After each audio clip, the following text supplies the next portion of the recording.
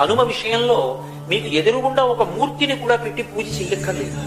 భయం వేసింది అనుకోండి, ఎప్పుడైనా ఒక చీపురు పుల్ల తీసి మీకు ఎదురుగుండా రాయి కనపడితే రాయో ఏదో ఒకటి తీసి ఇసుకలోనో నేల మీదో అది పడిందా లేదా ముద్ర కూడా సంబంధం లేదు, హనుమ అని రాసి నమస్కారం చేసి నిలబడితే చాలు, ఉపద్రవం నుంచి గట్టెక్కుతారు అని చెప్తుంది శాస్త్రం.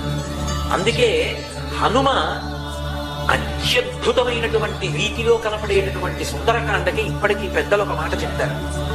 ఏదైనా జీవితంలో జటిలమైన సమస్య వచ్చినప్పుడు దాన్ని ఎలా పరిష్కరించుకోవాలో అర్థం కాకపోతే సుందరకాండ పుస్తకం తీసుకొచ్చి అక్కడ పెట్టి రామచంద్రమూర్తికి, సీతమ్మకి, హనుమకి నమస్కారం చేసి ఒక కొత్త చీపురు పుల్లని తెచ్చి కళ్ళు మూసుకొని సుందరకాండలోకి గుచ్చితే ఏ కాగితం దగ్గరికి చీపురు పుల్ల గుచ్చుకుంటుందో అక్కడ సుందరకాండ విప్పి చూస్తే ఈ సమస్యకి పరిష్కారం రామాయణ కథాంతర్గతంగా కలుగుతుంది.